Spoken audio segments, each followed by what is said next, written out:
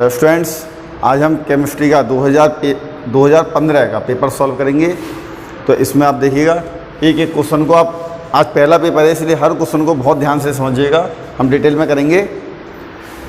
तो देखिए पहला क्वेश्चन है, इसमें 2015 में क्वेश्चन शुरू हुआ है 71 से। देखिए आप 71 कहते हैं अम्ल और क्षार की परस्पर अभिक्रिया को क्या कहती है। देखिए अम्ल और क्षार जब क्रिया करते हैं, अम्ल प्लस क्षार, पहले तो याद रखिए कि अम्ल और क्षार जब भी क्रिया करेंगे तो हमेशा लवण और जल बनता है, और इस क्रिया को हम उदासीनीकरण कहते हैं। उदासीनीकरण अभिक्रिया।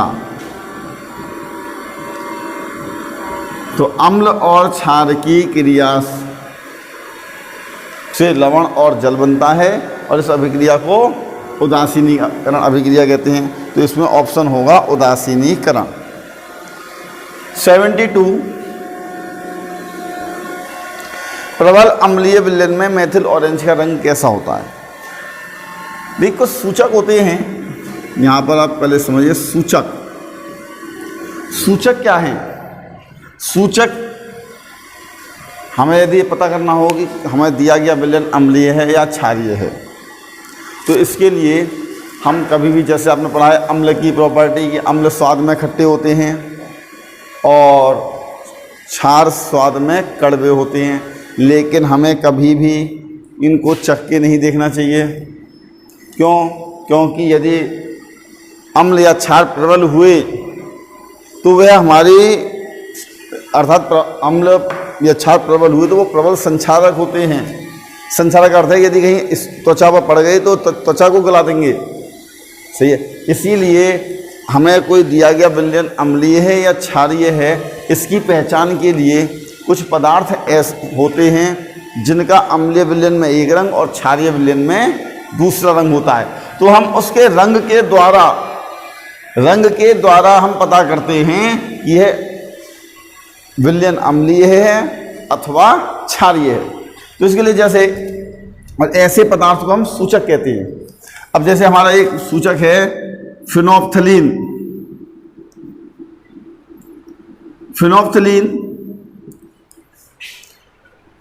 फिनोप्थलीन अम्लीय विलयन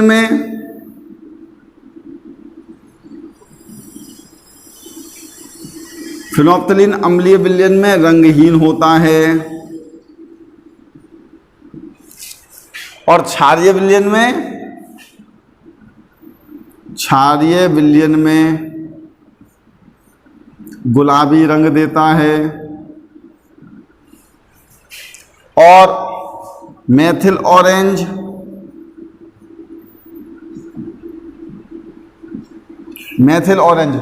अम्लीय विलयन में लाल रंग और क्षारीय विलयन में पीला रंग देता है। ये होता है लिटमस पेपर या लिटमस विलयन। लिटमस अम्ल नीले लिटमस को लाल कर देते हैं, यानी कि अम्लीय विलयन में लिटमस पेपर लाल हो जाता है, और क्षार लाल लिटमस को नीला कर देते हैं। यानी कि लिटमस विलयन का अम्लीय विलयन में रंग लाल और क्षारीय विलयन में रंग नीला होता है। ये रंग हैं, इन रंग परिवर्तन के द्वारा हम पता करते हैं कि दिया गया विलयन अम्लीय है अथवा क्षारीय है। यहाँ पर आपको ये तीनों याद रहें, क्योंकि ये तीनों ही अक्सर आते हैं। जैसे इसमें दिया हुआ है कि प्रबल अम्लीय विलयन में मेथिल ऑरेंज का रंग कैसा होता है, तो लाल होता है। तो इसका ऑप्शन होगा लाल। 73 देखिए,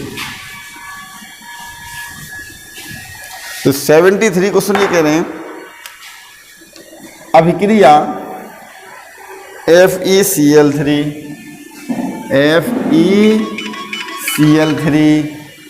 plus H2O plus H2O plus X equal to FeCl2 plus H2SO4 plus HCl में ये X क्या है?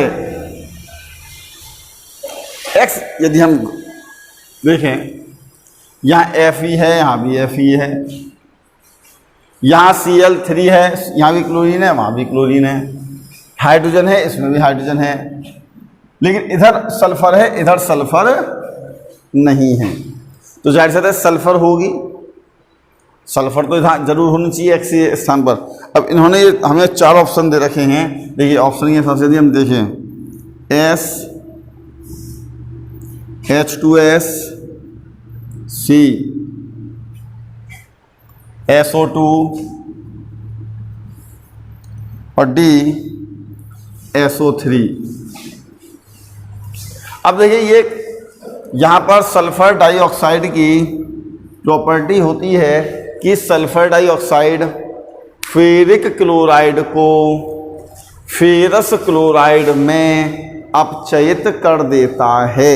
तो ये सल्फर डाइऑक्साइड की प्रॉपर्टी है, सही है। तो ये सल्फर डाइऑक्साइड का अपचायक गुण होता है। यहाँ पर सही ऑप्शन होगा SO2।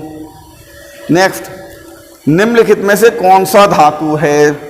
यदि हम 74 में ऑप्शन दिए हुए हैं, A nitrogen, B oxygen, C sulphur और D सोडियम। कह रहे निम्नलिखित में से कौन धातु है? नाइट्रोजन मालूम है आपको गैस होती है, ये अधातु है। ऑक्सीजन अधातु है। सल्फर ये भी अधातु है। और सोडियम, सोडियम आता है पहले वर्ग में। पहले वर्ग के तत्वों को हम क्षारीय धातु कहते हैं, सही है। क्षार, तो ये हो गया धातु, सोडियम धातु होती है। और यदि आप वैसे देखें तो नाइट्रोजन का परमाणु क्रमांक कितना होता है? 7, 2,5। ऑक्सीजन का 8, 2,6। सल्फर का परमाणु क्रमांक 16, 2, 8, 6। और सोडियम का होता है 11, 2, 8, 1। जिन तत्वों के अंतिम कोश में 1, 2 या 3 इलेक्ट्रॉन होते हैं वे तत्व धातु होते हैं। जिनके अंतिम कोश में 4 से अधिक इलेक्ट्रॉन होते हैं वो अधातु की श्रेणी में आते हैं। तो इसके अंतिम कोश में 5, इसके अंतिम कोश में 6, इसमें भी 6, तो ये तीनों अधातु होंगे। और सोडियम धातु होगा, क्यों? क्योंकि इसके अंतिम कोश में 1 इलेक्ट्रॉन है, ठीक है। नेक्स्ट, सल्फर डाइऑक्साइड क्लोरीन से अभिक्रिया करके क्या बनाती है? दी 75 क्वेश्चन। सल्फर डाइऑक्साइड SO2 और क्लोरीन से अभिक्रिया करेगी, तो सल्फर डाइऑक्साइड क्लोरीन से अभिक्रिया करके SO2Cl2 गैस बनाती है। इसे कहते हैं सल्फ्यूरिल क्लोराइड। इस गैस को सल्फ्यूरिल क्लोराइड कहते हैं। नेक्स्ट क्वेश्चन है, अमोनिया को शुष्क करने के लिए प्रयुक्त करते हैं। Next question 76।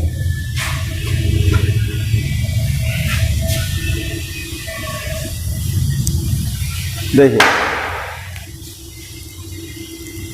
76 क्वेश्चन है कि अमोनिया NH3 को शुष्क करने के लिए हम किसका प्रयोग करेंगे?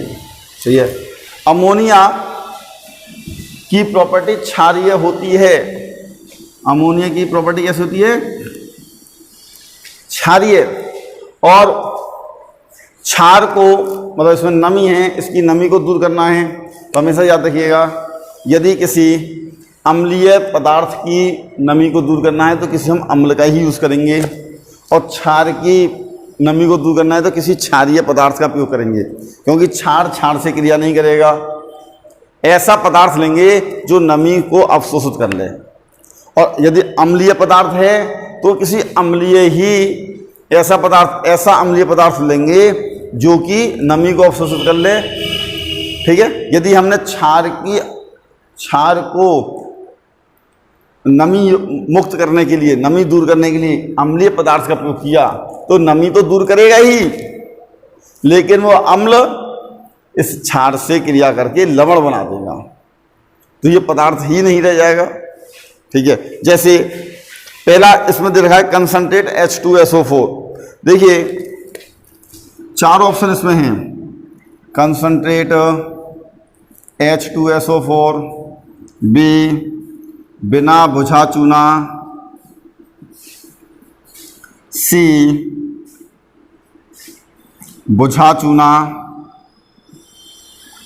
और डी P4O10। ये चारों पदार्थ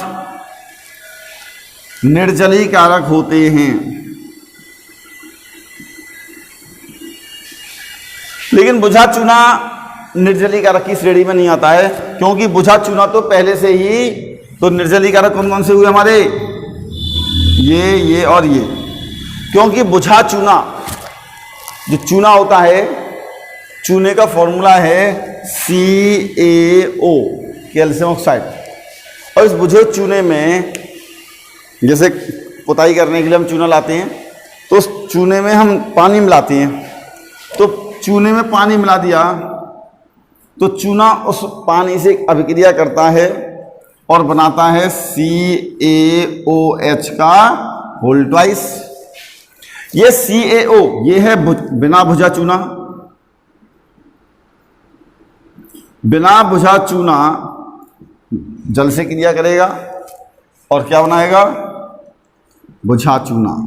अब चूंकि बुझा हुआ चूना तो खुद ही जल से क्रिया कर चुका है, तो ये अब और नमी को क्या अवशोषित करेगा। तो बिना बुझा चूना निर्जलीकारक का काम करता है, ये नमी को से क्रिया कर लेता है। इस और अम्लीय H2SO4, ये भी, लेकिन H2SO4 अम्ल है, ये भी निर्जलीकारक का काम करता है, ये भी नमी को अवशोषित कर लेगा। P4O10 ये भी अम्लीय निर्जलीकारक है। यदि हम इस NH3 की क्रिया H2SO4 से कराएं, यदि अमोनिया की अशुद्धि, वो नमी को दूर करने के लिए आपने कंसंट्रेट H2SO4 का प्रयोग किया, तो चूंकि ये क्षार है और ये अम्ल है, तो नमी तो दूर कर लेगा, लेकिन साथ में ये NH3 से भी क्रिया कर लेगा। कैसे, NH3 प्लस H2SO4, ये क्षार, ये अम्ल, क्या बनेगा, NH4 का whole twice SO4। Ammonium sulphate बन जाएगा। अब 3 6 2 8 सही है। तो नमी तो दूर हुई, लेकिन हमें अमोनिया की अशुद्धि को दूर करना था, अमोनिया को ही दूर नहीं करना था कि अमोनिया ही दूर हो गई। तो यहां पर इसीलिए क्षार की अशुद्धि को दूर करने के लिए, किसी क्षारीय पदार्थ की अशुद्धि को दूर करने के लिए कभी भी अम्लीय निर्जलीकारक का प्रयोग नहीं करेंगे, और अम्लीय पदार्थ की नमी को दूर करने के लिए क्षारीय निर्जलीकारक का प्रयोग नहीं करेंगे। अब यहाँ पर P4O10 ये भी अम्लीय निर्जलीकारक है, लेकिन इसका भी प्रयोग नहीं करेंगे। बिना बुझा चूना कैल्शियम ऑक्साइड, देखिए ये जल से क्रिया करता है तो कैल्शियम हाइड्रोक्साइड बनाता है, इसमें हाइड्रोक्साइड आयन है, और जिसमें हाइड्रोक्साइड आयन होते हैं वो क्षारीय होता है।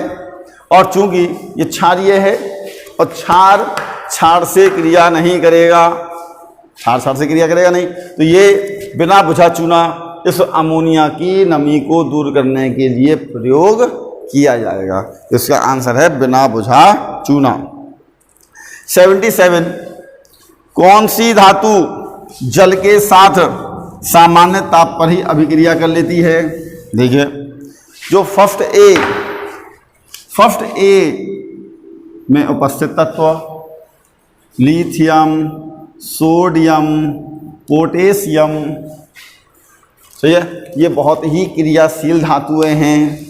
ये धातुएं सामान्य ताप पर ही जल से अभिक्रिया कर लेती हैं। तो इसमें से हमारे पास 4 ऑप्शन है। कॉपर, कॉपर नहीं करती।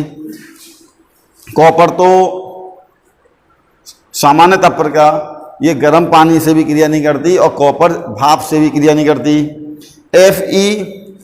Fe ठंडे पानी से क्रिया नहीं करती, गर्म पानी से भी नहीं करती और बहुत उच्च ताप पर क्रिया करने पर ये भाप से क्रिया करती है। मैग्नीशियम गर्म जल से क्रिया करता है, मैग्नीशियम भाप से क्रिया करता है लेकिन सामान्य ताप पर जल से अभिक्रिया नहीं करता। तो ये हमारा ऑप्शन है सोडियम। सोडियम तो हमने कहा ये लिथियम, सोडियम, पोटेशियम ये क्रियाशील धातुएं हैं, अतः ये सामान्य ताप पर ही जल से क्रिया कर लेती हैं। 78 कॉपर पायराइट का सूत्र है। कॉपर पायराइट का सूत्र होता है CuFeF2। 79 पीतल में कौन कौन सी धातुएं होती हैं? पीतल में देखिए 2 धातुएं होती हैं पीतल में, कॉपर और जस्ता, ये 2 धातुएं होती हैं और इन दोनों का अनुपात कोई निश्चित नहीं होता है। कॉपर 70%, जस्ता 30%। ऐसा भी हो सकता है कि कॉपर 65%, जस्ता 35%। तो इस प्रकार से कॉपर और जस्ते का मिश्रण होता है पीतल। नेक्स्ट, कृत्रिम गोल्ड में कॉपर की परसेंटेज कितनी होती है? देख, कृत्रिम गोल्ड में कॉपर की परसेंटेज देख, कृत्रिम गोल्ड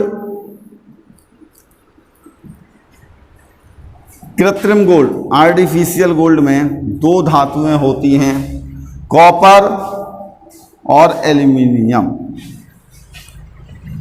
कृत्रिम गोल्ड में यानी कॉपर और एल्यूमिनियम को जब हम मिलाते हैं तो हमें गोल्ड जैसी धातु प्राप्त होगी।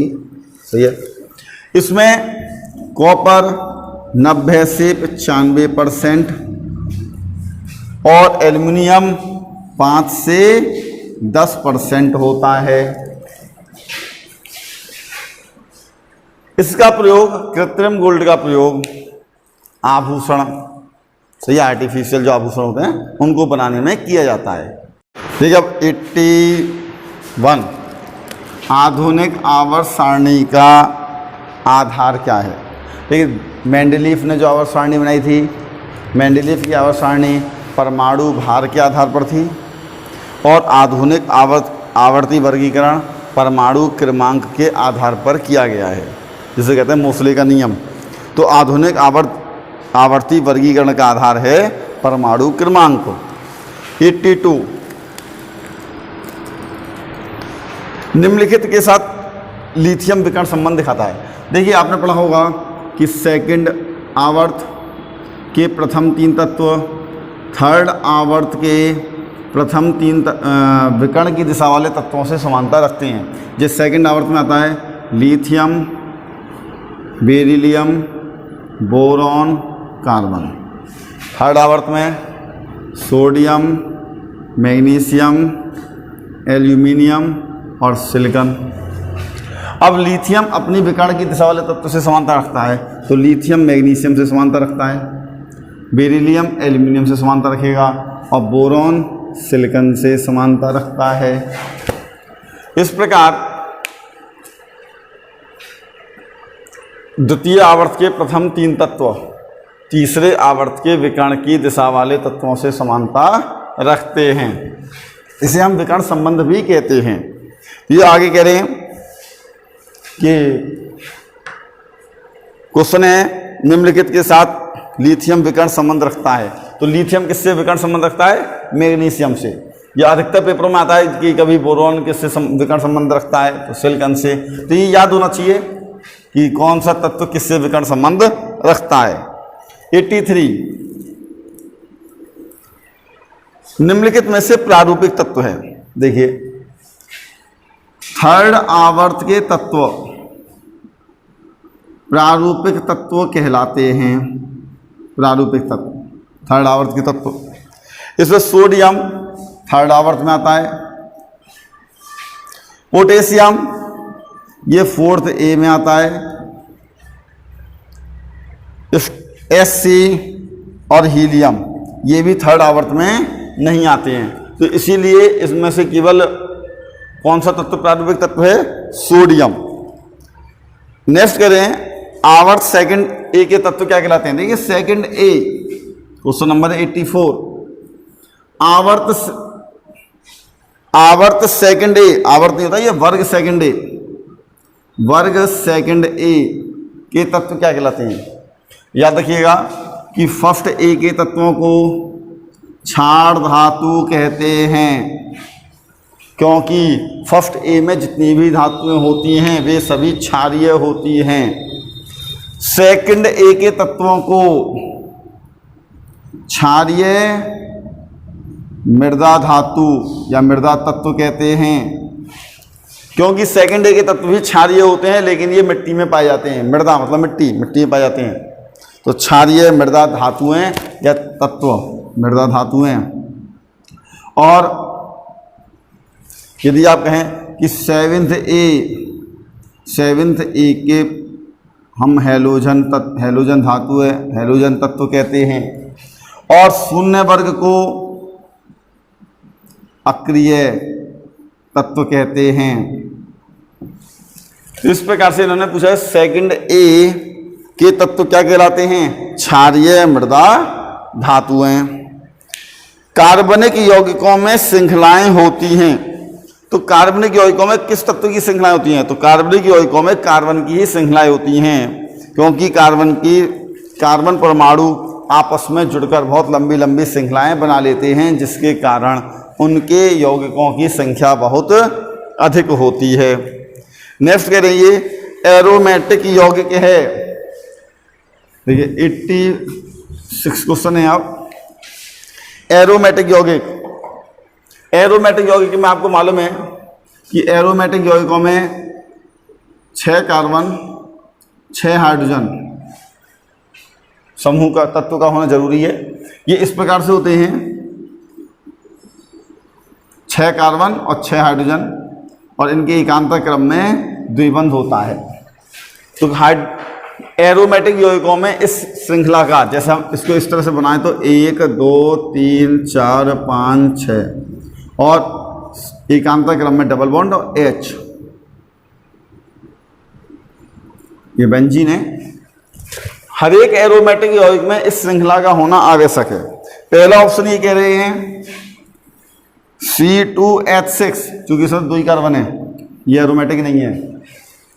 B CH3OH, ये भी एरोमेटिक नहीं है, CH3OH। C6H6, ये रहा। और फोर्थ कह रहे हैं C2H4, ये भी एरोमेटिक, इसमें भी केवल 2 कार्बन हाइड्रोजन 4 हैं। तो केवल एरोमेटिक कौन सा है? C6H6। नेक्स्ट, कार्बनिक यौगिकों का मुख्य स्रोत क्या है? कार्बनिक यौगिकों का मुख्य स्रोत, पहला ऑप्शन है कोलतार, दूसरा ऑप्शन है पेट्रोलियम। तो दोनों ही आंसर सही हैं। कोलतार और पेट्रोलियम कार्बनिक यौगिकों का मुख्य स्रोत है, तो इसलिए आंसर होगा ए और बी दोनों। एल्कीन श्रेणी का प्रथम सदस्य है एल्कीन, 88। एल्कीन का सामान्य सूत्र होता है CnH2n। हम यहां पर n बराबर 2 लगाएं, एक तो लगा ही नहीं सकते, 2 लगाएंगे C2H4 आएगा, और इसका नाम है एथिलीन। तो एल्कीन श्रेणी का प्रथम सदस्य है एथिलीन। 89, त्रिबंध वाले हाइड्रोकार्बन का सामान्य सूत्र।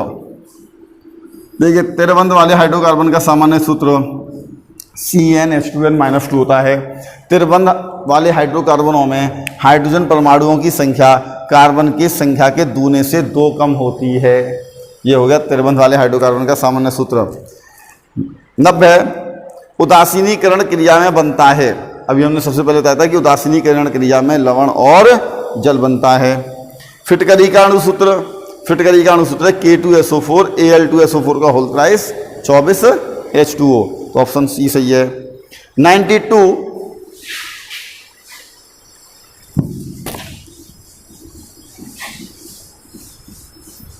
92।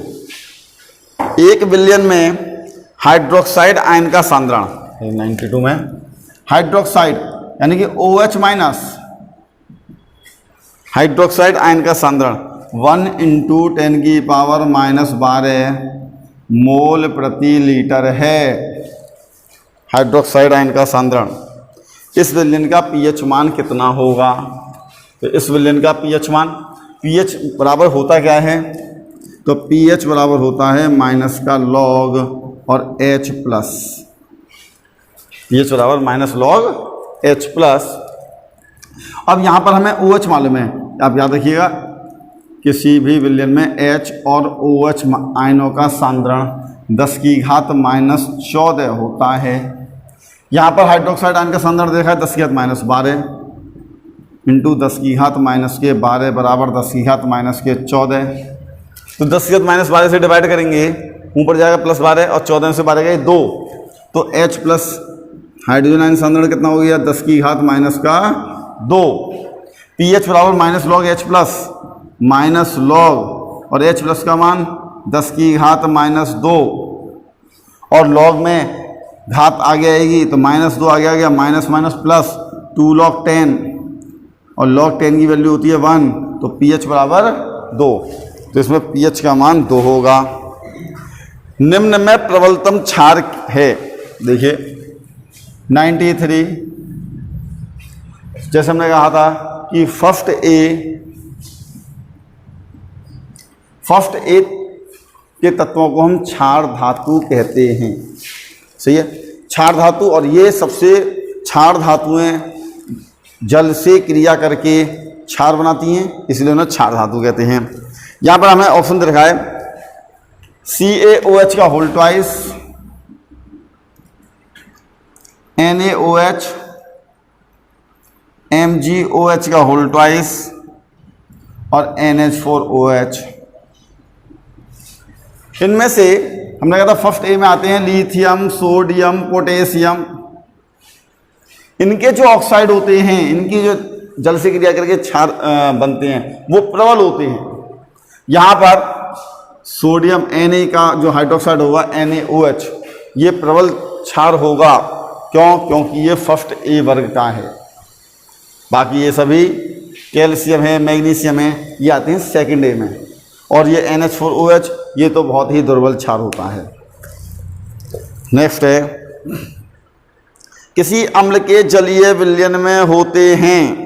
देखिए अम्ल में पहले कह रहे हैं H plus, H2O plus, H3O plus. तो इस देखिएगा क्वेश्चन लिख रहे हैं, पहला ऑप्शन कह रहे हैं H plus B H3O plus C H2O plus और D A एंड B।